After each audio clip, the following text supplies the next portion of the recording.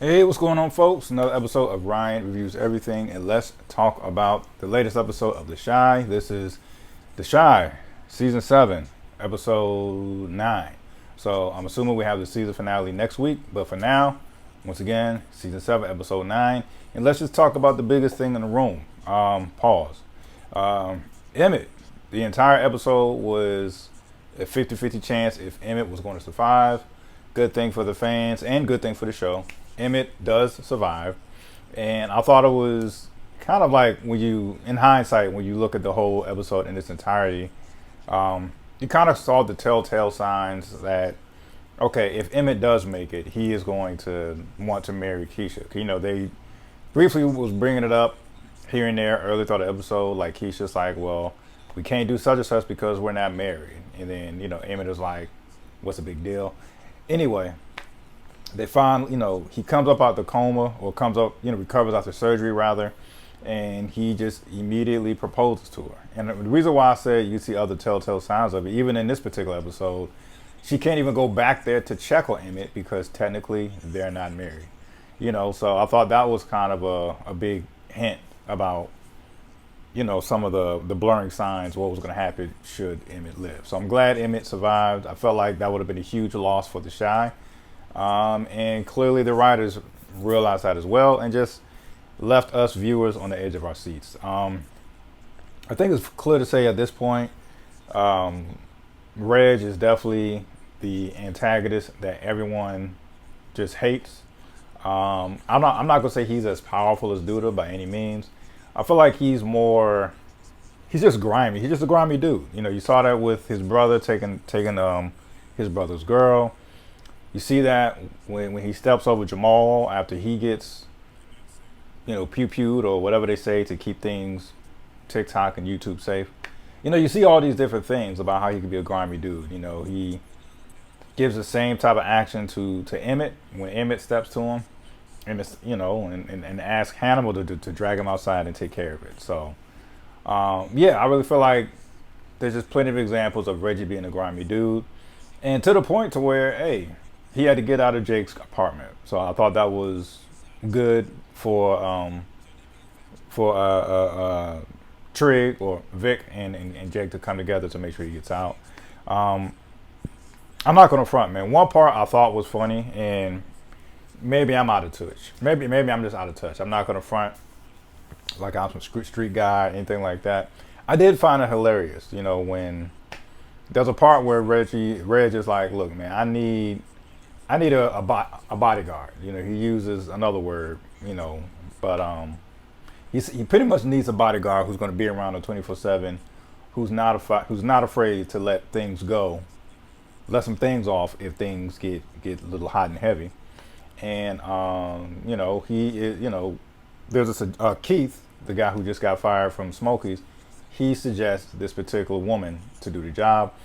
But anyway, the part I found funny, it was just like, I thought they was gonna maybe go on the rooftop and shoot some stuff off, off the edge of the building, maybe go in the woods somewhere, and see what her target practice is like. Nah, they just turn on Call of Duty, and she breaks a high score, and he's like, oh yeah, that's impressive, you're hired.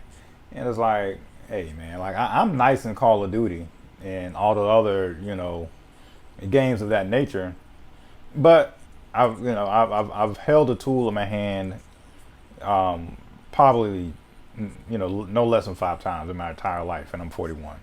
Just because I'm good at a game don't mean I'm good at the thing in real life. So I thought that was hilarious, the fact that she's the bomb at Call of Duty, so therefore she must be the bomb in real life. But anyway, she comes highly recommended regardless, so she gets the job. I thought that was just funny. There wasn't much to say about Damien. Hopefully this type of situation really is a wake-up call for him, and he really does change his gambling ways. I still feel sorry for Jada and Darnell. In that situation, he almost lost his son. He still has to deal with the possibility of losing Jada. And the thing that is sad, which who knows, man, depending on how the finale plays out, I might shed a tear. Like when you think about it, depending how things play out, Emmett, who barely survives or survives, he still doesn't know about Jada's cancer. So who knows how he's gonna take that once he finds out. It's like, will it be something to where she, passes before the wedding? Will it be a situation to where she shows up to the wedding, but whenever the wedding is, she is kind of too far gone and is sick? It's like, I wonder how the Shy is going to play that out. Nuck was an interesting storyline in this one. He is keeping tabs, trying to keep tabs on Reg's whereabouts. He's working with Detective Toussaint and Hannibal. Hannibal drops the location of Reg, which, hey, I can't blame Hannibal, because it's like, Reg is just a grimy dude. So I'd be kind of scared if I'm Hannibal too. So Hannibal feels like it's in his best interest to help Nuck out to get for Reg to be taken care of however he's going to get taken care of. Anyway, so that's more heat on Reg. We got the detectives now that's on the case and knows where Reg's location is, all that. So I'm not mad at Nuck. Nuck is definitely coming to a point where he's just like, I have to do what I got to do. I got a family, man. I got a kid. Yes, I still live the street life, but I'm also a family man.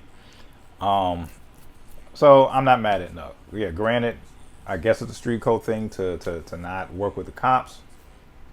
I can't say I don't blame Nuck in his situation. What else? Ezekiel, I thought that was funny. You did all that for old girl, only for her to leave because you don't live the same life. You don't live that same lifestyle. So it was almost like I wonder if there was some type of symbolism in that.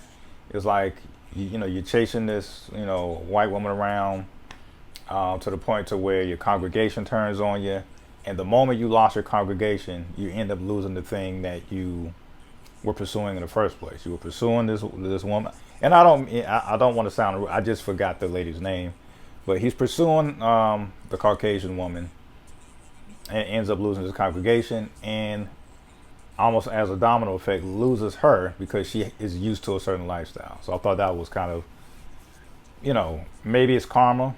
However you want to play it, let me know what you think about that. But yeah, man, I thought this was a dope episode, man. I think the thing that's also heating up, and I'll end it with this, is whatever this love triangle or this situation that Tiff is in, where she could possibly hook up with either Nuck or Trig at this point. It does seem like, for whatever reason, Tiff felt betrayed that that Vic didn't tell Tiff about Reg, and because of that, it seems like she's now getting a little more flirty with Nuck. So interested to see what that call is. Who you think she is going to end up with?